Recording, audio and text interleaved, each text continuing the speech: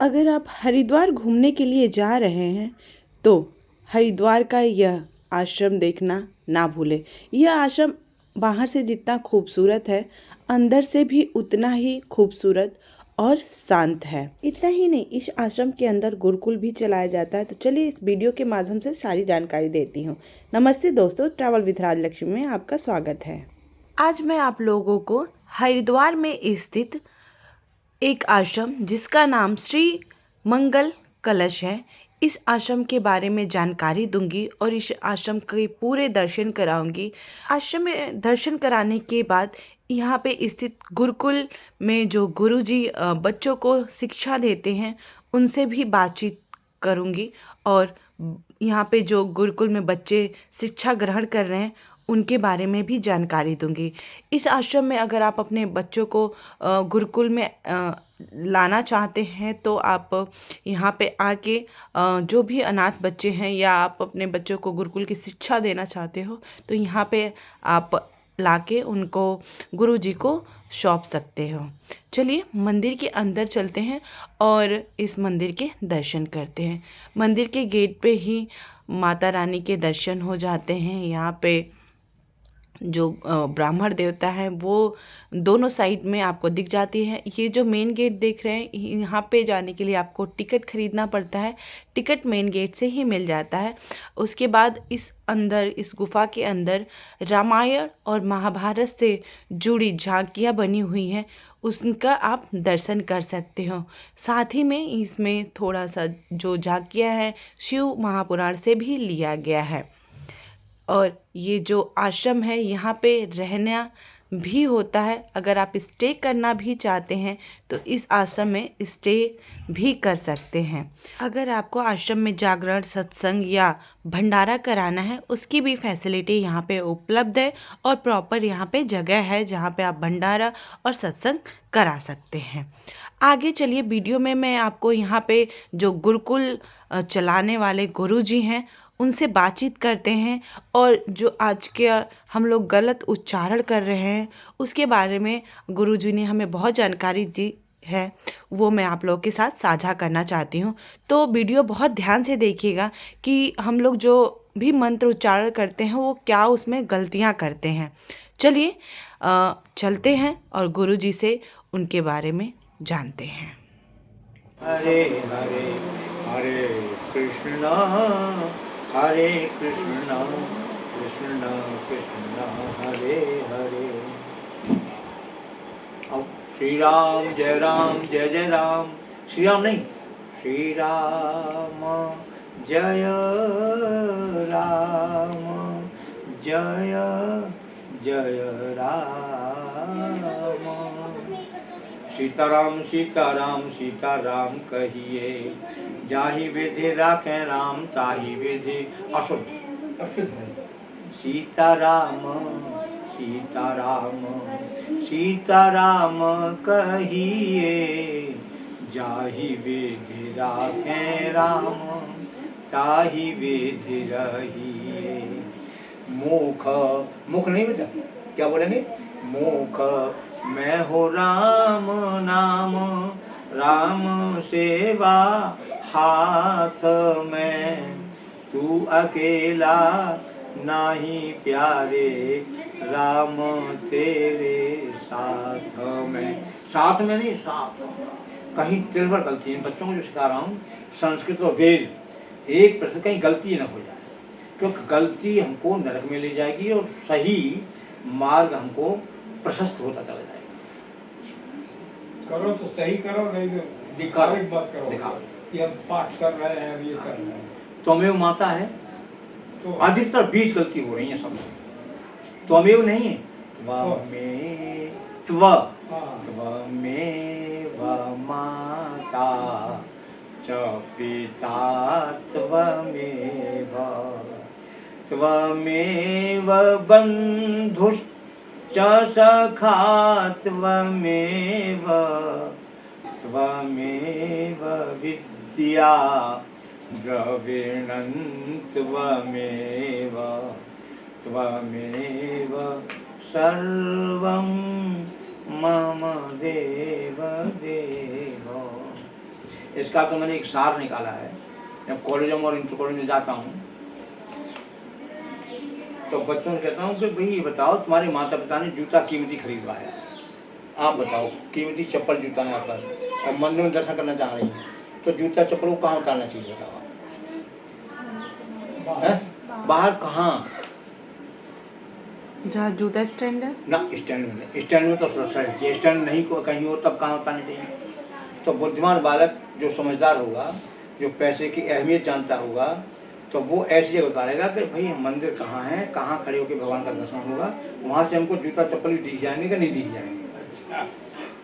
और कहीं भी उतार दे चला गया तो हम लोग माता पिता के पैसा की वो कदर नहीं, क्योंकि अपना पैसा कमा के जब पहनेगा तो उसकी कदर तो करनी पड़ेगी। परंतु माता पिता के पैसे की भी कदर हमें करनी चाहिए। हमारा बच्चा, एक बच्चे के मम्मी का फ़ोन आया कि हमारा बच्चा 12 बजे बाद 8 बजे तक कैसे रहता होगा, क्या मैं पैसा भेज दूँ? मैं कहा पैसा तो मेरे पास ही जमा है। परंतु कोई बच्चा कहे कि हमारे लिए ये लिया नहीं ला के दे सकते, जो ला के देंगे सबको खिलाएंगे, यहाँ सब भाई भाई। एक बच्चा रईस का वाल है वो तो माल खाएगा, एक बच्चा रूखे सूखे खाएगा। तो गुरुकुल में तो ऐसा नहीं होता है, सब समान होते हैं। अपने पैसे से भी हमारे यहाँ बच्चा नहीं खा सकता जो यहाँ खिलाया जाएगा वो खाना। हाँ, हमारे यहाँ घी नहीं खाता था उस आश्रम में, विद्यालय में। मैंने कहा हम उस समय एक एक चम्मच घी डालते थे, घी आ गया था कहीं हमारे पास, तो जो आया बस सबको खिलाते हैं। बोला गुरुजी घी से उल्टी हो जाती है। बेटा यहाँ तो खानी पड़ेगी, जो भी हम खिलाएंगे वस्तु खानी पड़ेगी। तो दिया हमने तो उल्टी आई, मैंने उल्टी कर ली, घी खाने से उल्टी आई, उल्टी कर ली, पर खाना पड़ेगा यार। एक दिन उल्टी आई, दूसरे दिन खाना शुरू कर दिया।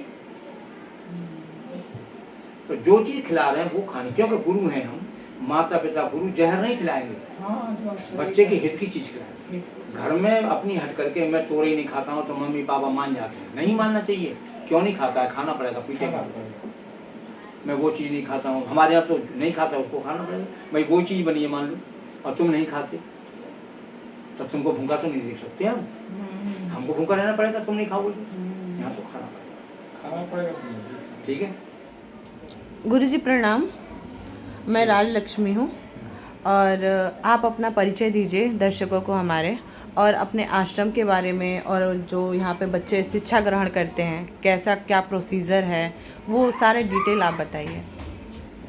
मेरा नाम आचार्य उर्मी शर्मा, पोस्टक में वीरभद्र। यहाँ से पहले हम चंडकेश्वर महादेव में विद्यालय चल रहा था, वहाँ भी हमारे ऊपर सब लोगों की कृपा रही। हम लोग कहीं न निकलते हैं न कहीं जाते हैं, हम अपना अन्नजल प्रधान समझते हैं, जहाँ हमारा अन्नजल है वो ले जाता है। क्योंकि तुलसीदास जी ने कहा है कि सपने हूँ नहीं देखे पर दोषा, स्वप्न में भी दूसरों के दोष नहीं देखने चाहिए, और हम दोष देख रहे हैं तो इससे ज़्यादा घिनौनी बात नहीं। हमारे ऊपर सब कृपा करते हैं, जहाँ जहाँ रहे हम बड़े सुखी रहे। हमारा अन्न जल अब यहाँ है, और यहाँ के जो महाराज जी हैं उन्होंने कहा कि यहाँ से जाना मत। मुझे इतनी अच्छी लगी बात, मुझे साक्षात परमात्मा मिल गए। यहाँ के जो स्वामी जी हैं वो 2 पीठों के शंकराचार्य भी हैं, और उनका श्री अच्युतानंद महाराज जी नाम है, बड़े प्रतापी हैं। इनके गुरुजी स्वामी श्री भूमानंद तीर्थ जी थे, इनका नाम स्वामी श्री अच्युतानंद तीर्थ जी महाराज हैं। तो ये भूमा निकेतन आश्रम है। यहाँ हमें यहाँ के महंत जी के द्वारा ये कहा गया कि आप जाना मत। हमको बहुत खुशी हुई, अपार प्रसन्नता। हमारे बच्चों को जो भी प्यार करते हैं मुझे सब प्रिय लगते हैं, तो हम बच्चों को उसमें लगे हुए हैं। बस एक ही पर्पस से गुरुकुल खोल रहे हैं, जो हमारा लक्ष्य है कि हमारे बच्चे चरित्रवान बने, क्योंकि चरित्रहीन होकर के न कोई पढ़ा सकता है न कोई पढ़ सकता है। मैं कभी बच्चों को बुलाता नहीं, अपने आप मेरे पास फोन आते हैं। स्वयं श्री राजलक्ष्मी जी के माध्यम से कि यमुनानगर से बालक आया था जिसकी माँ दूसरी जगह बैठ गई हैं, उनके पिता दारू पीते हैं, टेम्पो चलाते हैं, वो यहाँ कर गए। बड़ा प्रसन्न रह रहा था, बहुत बढ़िया बुद्धि का था, पढ़ाई में ये बड़े बच्चे भी फेल कर दिए थे उसने, इतनी बढ़िया बुद्धि का था। पर उसके पिता जो है कभी कभी फ़ोन करते थे दारू पी के, तो बेटा स्वयं कहता है गुरुजी आपको पापा परेशान करें तो आप पापा का फ़ोन मत उठाया करो। एक बार वो किसी व्यक्ति को लेकर के आ गए और वो अपनी बहन से बात कराने लगे बिना हमारी अनुमति के। मैं कहा ये क्या कर रहे हो? क्या बुआ से बात कर रहे हो? मैंने बिना अनुमति के आपका साहस कैसे हो गया? इसी बात पर बोले मैं बच्चे को ले जाओ, मैं फटाफट ले जाओ। ले जाने वाले को मैं कभी नहीं रोकता। किसी बच्चे का मन नहीं रहा बेटा घर जा, खूब मन लगे तो पढ़। हमारी कोई गर्ज नहीं है, हमारा कोई हम बिजनेस या व्यापार नहीं, कोई फैक्ट्री नहीं चल रही है बच्चों के रखने की।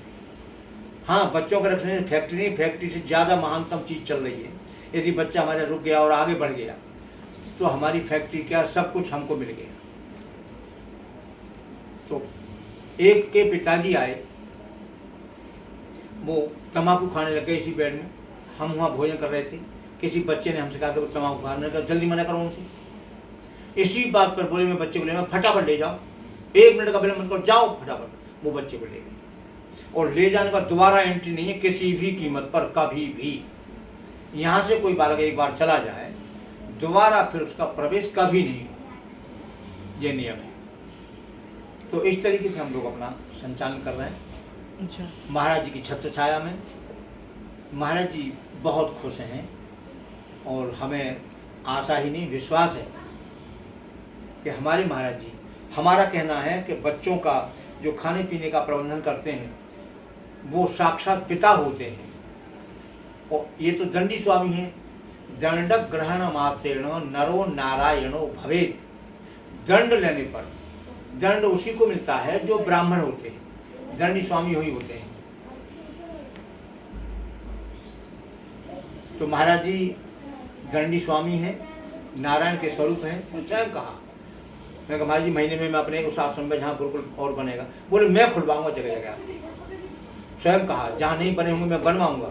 स्वयं महाराज जी ने मुझसे कहा हमारी अब बेल बहुत आगे बढ़ने वाली है, हम बहुत अच्छी जगह आ गए हैं, यहाँ हमको जलपान भोजन इतना संतुष्टिजनक मिल रहा है कि 5-7 दिन में हमारे बच्चों के चेहरे सब कमज़ोर थे, तो सब मैं भी जो है 5-7 दिन पहले तो और ज़्यादा कमज़ोर था, यहाँ आकर के बिल्कुल सही चल रहा है। मैं परमात्मा से निवेदन करता हूँ, प्रार्थना करता हूँ कि प्रभु हमको ऐसा बना दो, जो संध्या में लिखे हुए मंत्र हैं उनका अर्थ है कि हम 100 वर्ष तक मांगे नहीं, 100 वर्ष तक हम देखते रहें, 100 वर्ष तक सुनते रहें, 100 वर्ष तक चलते रहें, 100 वर्ष तक हम हाथों से काम करते रहें। माने हमें कहीं किसी से मांगने की आवश्यकता न पड़े। तो हम ऐसी जगह आ गए हैं कि हम परम प्रसन्न हैं। बच्चों को दोनों सुबह गंगा जी का स्नान, छोटे छोटे बच्चे 6-6 वर्ष के 7-7 वर्ष के बच्चे, सबकी रुचि ऐसी पैदा कर रहे हैं। 1 पैसा भी कोई मिल जाए तो फटाफट जमा कर देंगे, किसी के पास 1 पैसा नहीं होगा। बस सिकंदर ने जो काम किया वही काम हम कर रहे हैं, और उनके कार्य में और हमारे कार्य में कितना अंतर है वो भी हम बता दें। सिकंदर जो प्रतापी राजा हुए, उन्होंने क्या किया कि पैसा कोई नहीं रखेगा, सब की लक्ष्मी सब जब्त कर ली। किसी के पास 1 पैसा नहीं होगा, सबको रोजगार मिलेगा, सबको खाना मिलेगा, सब व्यवस्था होगी, पर पैसा कोई नहीं रखेगा। सबसे जब पैसा ले लिया तो एक ऊंट भेजा कि जाओ, और चक्रवर्ती सम्राट था, भारत का नहीं पूरी पृथ्वी का राजा था वो। अब तो टुकड़े हो गए, अमेरिका ये सब, पहले एक ही पृथ्वी थी, पूरा भारत था। उसने कहा जाओ ऊंट ले जाओ, और 1 रुपये इसका मूल्य है, 1 रुपये में कोई ऊंट ले ले। अब किसी पास था ही नहीं कुछ लेकर आए। एक कोई वृद्धा माता थी, तो अब ऊंट कौन ले? एक वृद्धा माता का बेटा या नाती जो भी हो, उसने कहा हमको ऊंट दिलवा दो। बेटा पैसा नहीं, 1 रुपया भी नहीं। सब सिकंदर ने ले लिया। रोया बालक, वृद्धा माता की भी आंखों में आंसू आ गए। उसको ध्यान आया वो मुसलमान होगी मेरे अंदाज से, तो कबर में 1 रुपया रखा जाता था, तो कबर में 1 रुपया रखा है, बच्चे की खातिर उसमें से निकाल के और ऊंट खरीद लिया। सिकंदर ने कहा कि किसने खरीदा? बुढ़िया ने बुला के लाओ उसको, उसके पास पैसा कहाँ से आ गया? क्या हुजूर कब्र में से निकाल के जितनी कब्रें थी सब खुदवा ली, उनका भी रुपया सब जब्त कर दिया। और जब सिकंदर मरा तो हाथ कह दिया हाथ खुला छोड़ देना, मुट्ठी बांध के आया था तो हाथ खुला छोड़ के जा रहा हूँ, मतलब कुछ लेके नहीं जाता। तो वही काम हम कर रहे हैं। हमारा विद्यार्थी एक पैसा भी अपने पास नहीं रखेगा, जो रखेगा छिपा करके भी वो रह नहीं पाएगा, यहाँ से फूट लेगा, कोई न कोई कारण बन जाएगा, उसको भागना पड़ेगा। 1 रुपया भी मिलता है तो जमा कर देते हैं, और उसके पैसे से घर वालों से कहता हूँ 0 रुपया शुल्क है। वो कहे कुछ सर पर मैं कुछ मत दो इनको जो मुझे रक्षा मिल जाती है उससे हम सब काम चला देंगे। घर से 1 रुपया खर्च मत करो। बिना खर्चे के हम आपके बच्चे को महान बनाने की जिज्ञासा में हैं, वही हमारी भावना बनी रहे। तो 1 रुपया भी हमारे किसी बच्चे के पास नहीं मिलेगा। कुछ भी चीज़ मिलती है, गुरुजी हमको ये मिला है, हम कह देंगे रख दो तो रख देंगे, खा लो तो खा लेंगे। सब बर बांट के खाए तो बैकुंठ हो जाए। मर्यादा को लेके चल रहे हैं, आगे बढ़ने की परमात्मा से प्रार्थना करते हैं कि जब तक श्वासें हैं जल्दी कुछ ऐसा हो जाए कि 10वीं शिष्य अपने ऐसे निकल आए जो हमारी संस्था को आगे बढ़ा दें। उसी उसमें लगे हुए हैं। और बच्चों का पठन पाठन, बच्चों को पहले निश्चिंत करता हूँ, टेंशन मुक्त करता हूँ। बेटा कठिन विषय है, आप घबराओ मत। आज से कितने दिन पहले कहा था मैंने, टेंशन मुक्त हो जाओ। जिस विषय को मैं पढ़ाऊंगा उसी में टेंशन। अब गणित मैंने पढ़ाना शुरू कर दिया है तो ऐसा चस्का लग गया कि रात के 10 बजे के बाद में अब मुझे कहना पड़ता बेटा सो जाओ। अपने आप निकलता चला जा रहा है। ढंग से समझा दो तो विषय आगे तक का कैच करता है। तो हर विषय पे हम प्रयास डालने के उसमें हैं। 1 वर्ष में शायद हम रिजल्ट ऐसा बना दें कि जो आसपास के स्कूल के बच्चों का तो फिर क्या साहस है, क्या टक्कर लेंगे। खुला चैलेंज है यहाँ, स्कूलों के टीचर यदि आ जाए वो भी शायद यहाँ सक्सेस होकर नहीं जा पाएंगे। ये कोई अभिमान नहीं, जितनी बात होती है उतना कहना अभिमान नहीं होता है। जिसको ये वीडियो सुनने मिले उसको यदि कुछ अहम हो कि हमको आता है तो यहाँ तो दोनों भाव हैं। आता है तो हम पढ़ लेंगे गुरुजी मान करके, और नहीं आता तो सीख ले हमसे। दोनों भाव है। हमारे गुरु ने कहा बेटा बड़े से बड़े विद्वान को चैलेंज कर सकते हो। कितने बड़ा विद्वान हो गुरुजी? हम विद्वान को करेंगे तो फिर हार गए तब? फिर पागल, हार गया तो उनको गुरुजी कह के उनसे पढ़ना शुरू कर देना, और जीत गए तो तुम्हारी नाक ऊंची हो ही जाएगी। तो हमको कोई हरा दे तो तत्काल गुरुजी कह करके हमको उनसे सीखने में कोई भी लाज। इतना कह करके हम आज अपनी वाणी को श्री राज लक्ष्मी जी के सामने, इन्होंने पहले भी हमको बहुत शांति मिली, और इस प्रकार से हमको स्वयं पहुंचाने की कहीं इच्छा नहीं होती। तो इनको भी हमारे पास परमात्मा ने भेजा। उनका कोई रहने की व्यवस्था में सब रहने की व्यवस्था है। 1 दिन 2 दिन 10 दिन जो भी रहना है, कोई टेंशन नहीं। अब जुर्माना जो है 0 रुपया है। और एक क्वेश्चन था गुरुजी कि बहुत लोग कहते हैं कि आश्रम में जाते हैं कोई मिलता नहीं है, बच्चे नहीं रख पाते हैं। क्वेश्चन था जो पिछला वीडियो डालते हैं, हाँ। कि ऐसा वीडियो मत डालो। फिर भी मैंने संपर्क करके एक बच्चा यहाँ पे लाए थे। हाँ। तो आप एक बारी बता दीजिए कि सच में ऐसा होता है कि हम लोग पढ़ाते हैं, और मैं बच्चों को दिखा भी दूंगी यहाँ पे। कुछ लोगों को लगता है नहीं गुरुकुल नहीं होता है, उसके लिए पे करना होता है, तो उसके बारे में थोड़ा सा बता दीजिए कि कैसे क्या प्रोसीजर है। आपके द्वारा जो बच्चा आया वो दारू पीते थे। ओके। और यहाँ जो है अनुशासनहीनता की। अनुशासन जब हमारा बिगड़ जाएगा, अभिभावक हमको एक तुम्हारे बच्चे को फ्री में पढ़ाने और तुम्हारा टेंशन और मूल लें, तुम यहाँ आए दिन जो है रोजाना खटखटाओ और तुम्हारी एंट्री करावे और तुम्हारी फिर बात करावे बच्चों से, फिर हमारा सब डिस्टर्ब हो जाता है। भाई अभिभावक जो है मर्यादा में रहे। 15 दिन में 1 दिन बात करने का नियम है, तो 15 दिन में 1 दिन बच्चे से बात कर लो, हमसे राजी खुशी पूछ लो। अब बच्चे से घंटों बात करेंगे, वीडियो कॉल करेंगे, कितना डिस्टर्ब होता है। हम अकेले ही हम पढ़ाने वाले, अब हमारा ही फ़ोन नंबर है सबके पास, तो हमको डिस्टर्ब करो। तुमको समझाऊँ मैं, तो तुम्हारे बच्चों को समझाऊँ। और इतने पर जब बुआ से फ़ोन करा रहे हैं तो हमने कहा भाई ये सब आप बिना अनुमति के क्यों कर रहे हो? तो बोले हम बच्चे को ले जाने में ले जाओ। नहीं तो उसका छोड़िए, तो इन बच्चों का। हाँ। उसकी दादी का फिर फोन आया, उसकी दादी का। अच्छा। तो गुरुजी आपको उसके साथ भेजना नहीं चाहिए। अब बताइए, तुम अपने लड़के को रोक नहीं पा रही है दारूबाज को, वो यहाँ लेने आ रहा है, मेरी क्या औकात है? पिता को मैं कैसे नहीं भेजूं? मैं ये सब काम नहीं करूँ क्या? सब काम मुझे ही करने। अभी 2 बच्चे जो दिल्ली के हैं, उनकी नानी का उनकी मौसी का भी फोन आया कि उसकी माँ मर गई है फांसी खा के, पिता दारू पीता है, संपत्ति 10 करोड़ की संपत्ति है। तो अब वो माई मामा को अब याद आ रही है 2 साल बाद, और वो इनसे जवाब तलब कर रही मेरे बच्चे कहाँ डाल दिए। तो कह रही थी गुरुजी उनको एंट्री मत करने देना और ये मत करने। अब बताओ ये सब काम मैं क्यों करने लग गया? बिल्कुल। मुझे तो सीधी से मुझे काम करने दो।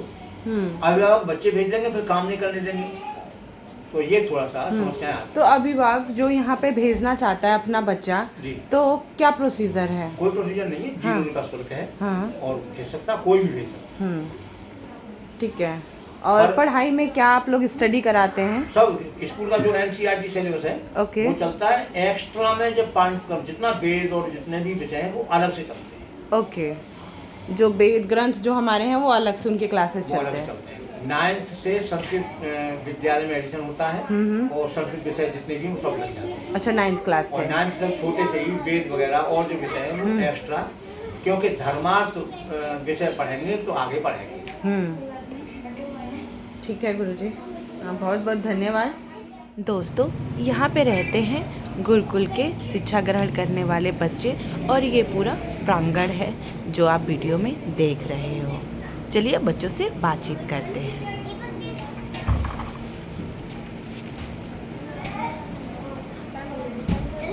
चलो आ जाओ, सब यहाँ बैठो।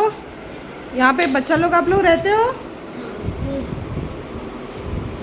चलो, आपका नाम क्या है? दीपक शर्मा। कहाँ से हो? जिला संबल गांव से आगली। जिला संबल गांव से आगली। अच्छा, शामली। आप कहाँ से हो? मुरादाबाद। मुरादाबाद। नाम क्या है आपका? शौर्य शर्मा। कौन सी क्लास में पढ़ रहे हो अभी? 8वीं में हो। गुड। आपका क्या नाम है? शौर्य जैन। कहाँ से हो? दिल्ली। दिल्ली से। अच्छा, कौन सी क्लास में हो? 3री में। इधर आओ, तुम आओ, इधर आओ। क्या नाम है? तनिष। क्या नाम है? तनिष। वाह। कौन सी क्लास में हो? दूसरी क्लास में हो। घर कहाँ है? दिल्ली उत्तम नगर। उत्तम नगर से हो। घर में कौन कौन है?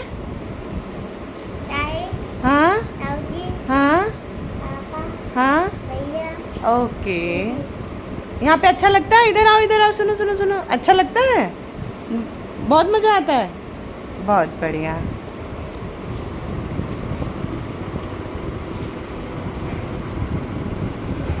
तुम बताओ, क्या नाम है बेटू?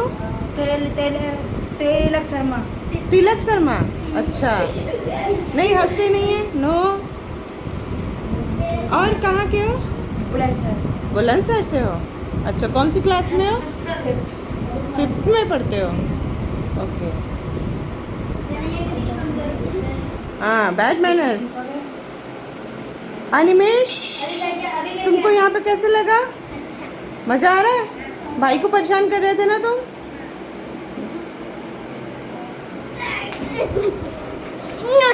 गुरु और शिष्य दोनों से हमने बातचीत कर ली।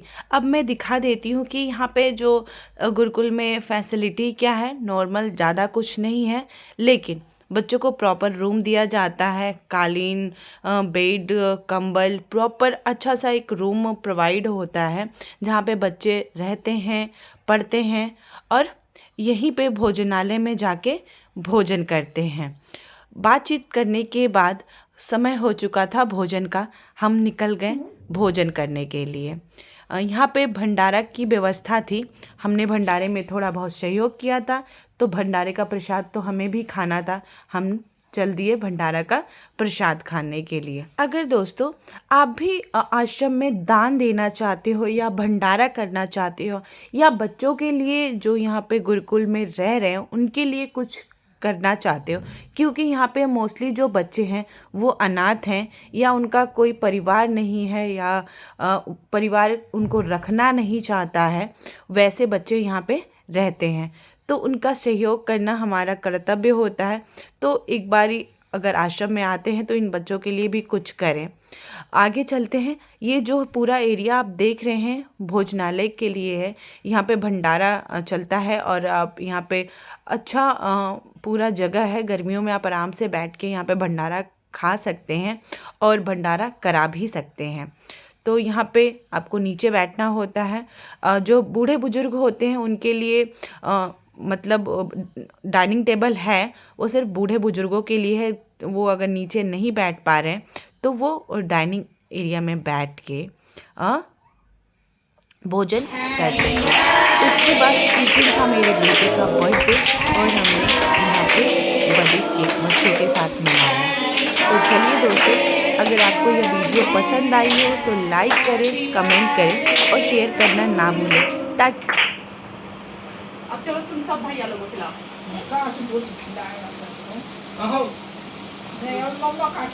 चलो खिलाओ भैया लोगों को खिलाओ। खड़े हो जाओ। खड़े हो जाओ, स्टैंड अप। खिलाओ। यहाँ पे बर्थडे सेलिब्रेशन करने के बाद हम निकल गए इस आश्रम के पर्सनल घाट पे। हाँ दोस्तों, इस आश्रम का एक पर्सनल घाट भी है जो बहुत खूबसूरत है, उसे आपको एक बार देखना चाहिए। माँ गंगा का तट यहाँ पे पूरा शांत रहता है और माँ गंगा की कोलाहट जो है आपको कानों में एक बहुत ही सुकून देने वाला होता है। तो आएँ, अगर आप मेडिटेशन करना चाहते हैं तो यहाँ पे आप घंटों पे बैठ के यहाँ पे मेडिटेशन कर सकते हैं। चारों तरफ यहाँ पे हवन के लिए जगह बनाया गया है और यहाँ पे जब कुंभ लगता है तो ये पूरा का पूरा घाट साधु संतों से भर जाता है।